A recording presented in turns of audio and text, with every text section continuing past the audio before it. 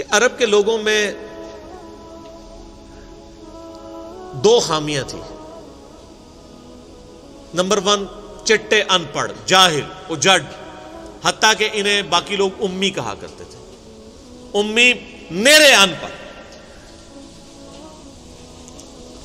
دوسری خامی تھی کہ یہ لوگ آپس میں لڑتے رہتے تھے،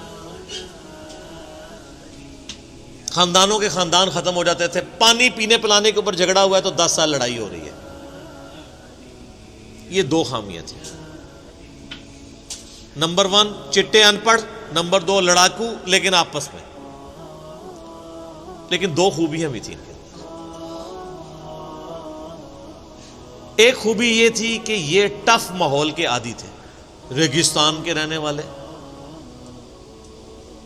گرمیوں میں یعنی اتنے مشکل سفر کرنے والے، اونٹ کے اوپر مہینوں کے سفر، تھوڑا سا ساز و سامان کے ساتھ. اور دوسری خوبی یہ تھی کہ یہ جب کسی کو زبان دے دیتے تھے نا، پھر گردن ہی کٹتی تھی، پیچھے نہیں ہٹتے تھے، چاہے کسی دشمن کو بھی زبان دی ہے. اللہ نے ان کی یہ دو خوبیاں یوٹیلائز کر لی کہ زبان دی اللہ کے نبی علیہ السلام کو، انہوں نے جس نے دی پھر گردن ہی کٹی ہے. اور دوسری خوبی کہ وہ ٹف ماحول کے عادی تھے لیکن لڑتے آپس میں تھے. اللہ تعالیٰ نے ان کی خامی کیسے پوری کی کہ ان کو ایک لیڈر ایسا دے دیا جس نے سارے قبائل کو ایک جھنڈے کے نیچے جمع کر دیا، اور جہالت کے لیے دور کرنے کے لیے ان کو ان کی زبان میں کتاب دے دی. اب جس نے سورہ بقرہ، سورہ نساء، سورہ مائدہ حفظ کی ہوئی ہے، اس کے سامنے کوئی کرسچن کا پادری، کیا یہودیوں کا پادری وہ بیٹھ سکتا تھا؟ جتنے ان کے دلائل تھے انہوں نے وہ زبانی یاد کیے ہوئے تھے. تو وہ لوگ جو اپنے آپ کو سمجھتے تھے کہ ہم بڑے علامہ ہیں اور یہ امی ہیں، ان امیوں نے ان کو علم میں بھی الٹ کے رکھ دیا صرف ایک قرآن کی وجہ سے. اور اللہ نے لیڈر دیا، سارے عرب قبائل جمع ہوئے. وہ عربی جو آپس میں لڑتے تھے انہوں نے کبھی یہ سوچا بھی نہیں تھا کہ اگر ہم ایک جھنڈے کے نیچے جمع ہو جائیں تو ہم دنیا کی سپر پاورز کو لڑ سکتے ہیں، رومن اور پرشین امپائر کو. اور دیکھیں سر پھر کیسے الٹا ہے انہوں نے. ود ان 17 ایئرز ہر چیز اڑا کے رکھ دی ہے. صدیوں کی سلطنتیں، لاکھوں کی ریزروڈ آرمیز رومن اور پرشینز کی پوری دنیا پہ حکومتیں کر رہی ہیں، جدید اسلحہ ہے. اور ادھر یہ بدو ہیں جن کے پاس اونٹ ہیں، گھوڑے ہیں، تلواریں ہیں. نہ منجنیق انہوں نے کبھی دیکھی، نہ ان کے پاس اس طرح کے ہاتھی بڑے بڑے جو پرشینز کے پاس تھے. بس چل پڑے ہیں، کلمہ پڑھا ہے اور نکل کھڑے ہوئے. پھر دنیا نے دیکھا ہے کہ ہر چیز کو الٹ کے رکھ دیا. انہی کے اسلحے ان سے چھین کے انہی کو الٹ دیا. وہ ساری کی ساری بجلی کس نے بھری تھی ان کے اندر؟ اس کتاب میں. یہ کتاب تھی. کتاب پڑھتے تھے، ایمان تازہ کرتے تھے. جہاد کا کیوں ذکر ہے اتنا قرآن کے اندر؟ کیونکہ اللہ نے ایک ایسی امت اٹھانی تھی جس نے تلوار کے زور پہ اکھاڑنا تھا رومن اور پرشین کو. ہم مانتے ہیں کہ اسلام تلوار کے زور پہ پھیلا ہے، لیکن یہ تصویر کا ایک رخ ہے. تصویر کا دوسرا رخ یہ ہے کہ جو بدماش صدیوں سے دنیا پہ حکمران تھے اور لوگوں کی رعایا کا استحصال کر رہے تھے، اپنی رعایا کا، ان پہ انہوں نے اتنے ٹیکسز لگائے ہوئے تھے. ان کو اکھاڑنے کے لیے کیا میٹھی میٹھی باتیں چاہیے تھی؟ طارق جمیل صاحب کے لیکچرز نے رومن اور پرشین امپائر اکھاڑنی تھی.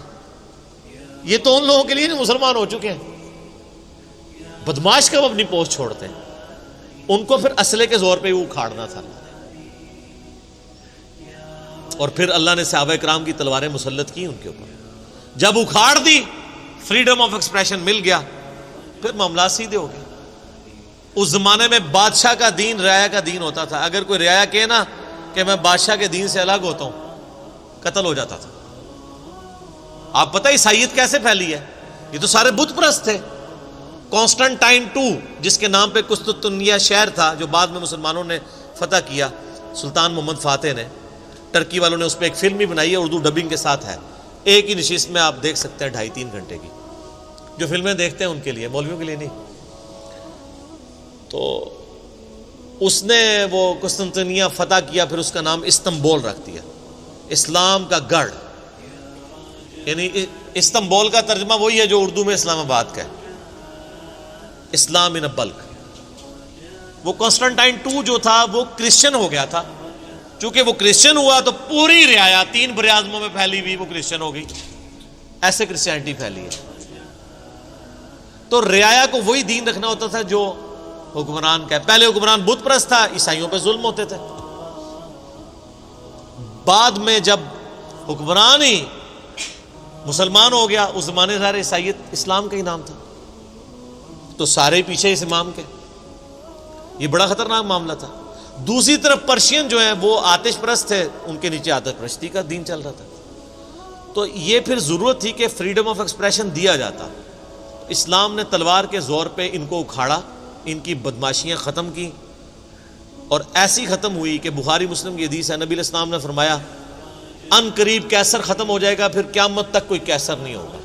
ہائے ہائے ہائے سر، یہ پروفیسیز اللہ کی تائید کے ساتھ ہی کوئی دے سکتا ہے. ان قریب کسرا ختم ہو جائے گا، قیامت تک کوئی کسرا نہیں ہوگا.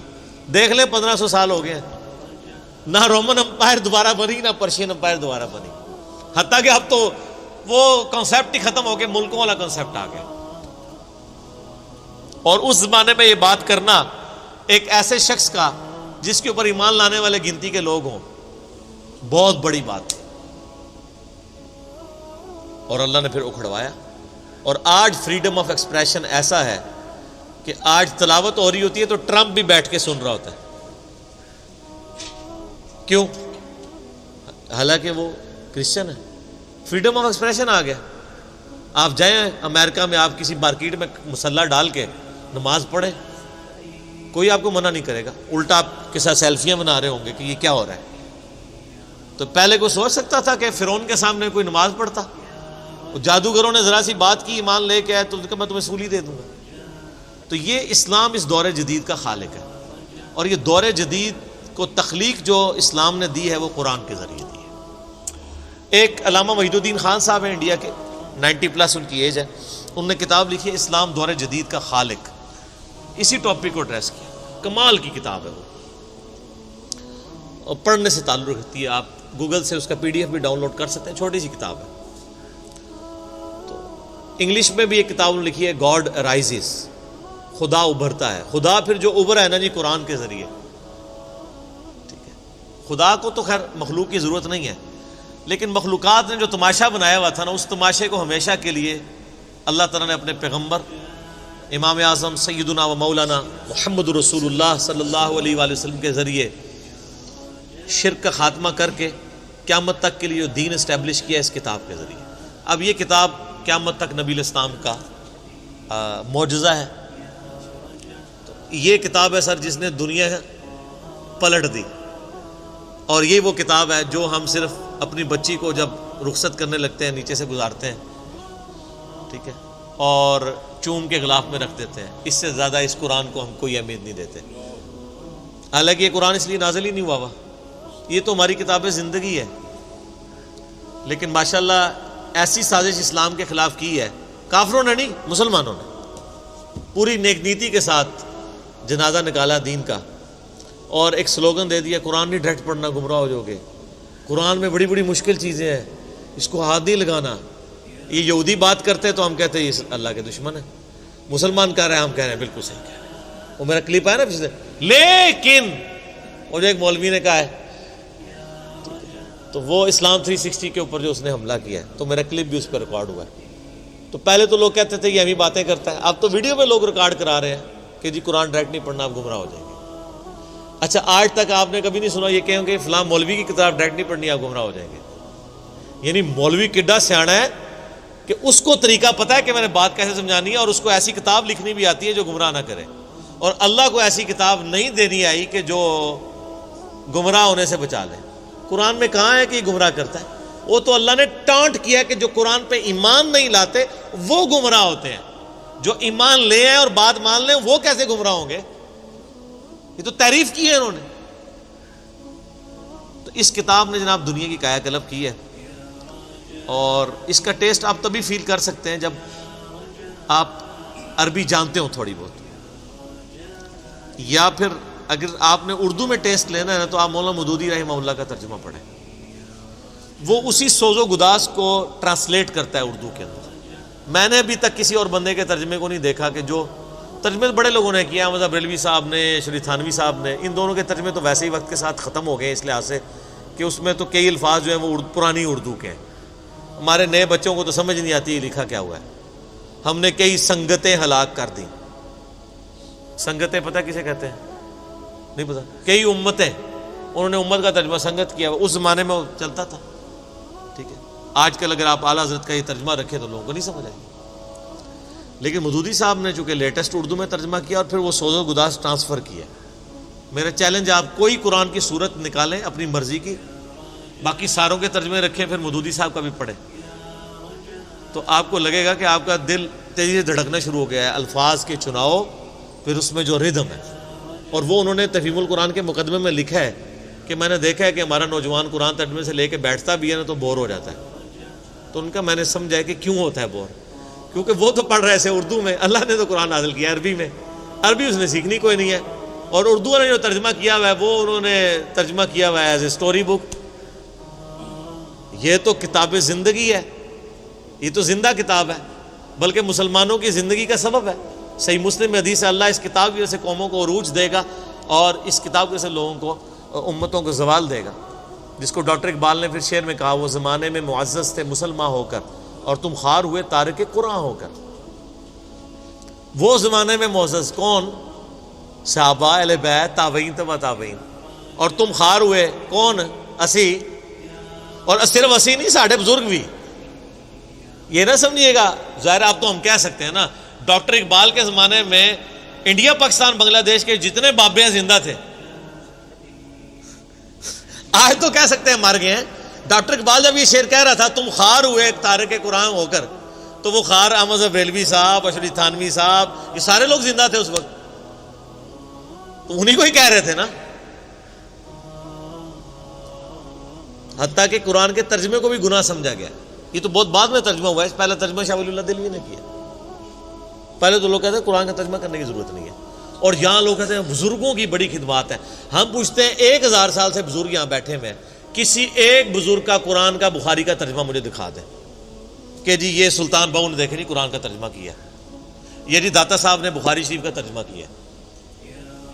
کیا انڈیا، پاکستان، بنگلہ دیش کے لوگوں کی زبان عربی تھی؟ فارسی تھی نا، تو کسی بزرگ کو توفیق نہیں ہوئی ہے کہ قرآن کا فارسی میں ترجمہ کر دے۔ اتنا بڑا چھکا میں نے مارا ہے کہ قیامت تک یہ روئیں گے۔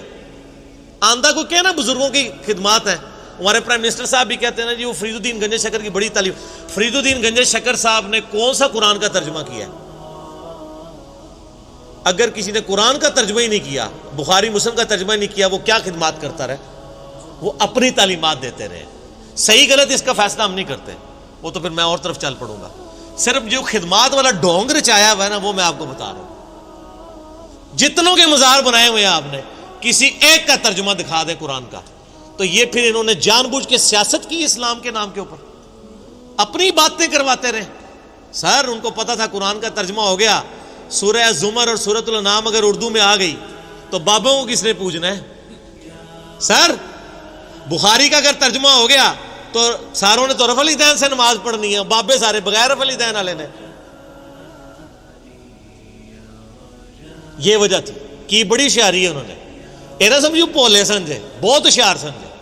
اور دیکھ لینا پھر آپ رزلٹ سامنے آ گیا، جدھر ترجمے ہوئے ہیں وہ کہنا نہیں پیو دادے تے ایتھے ہاتھ بندہ سی، اے ایتھے بندہ ہے، تو رزلٹ نکل آیا نا۔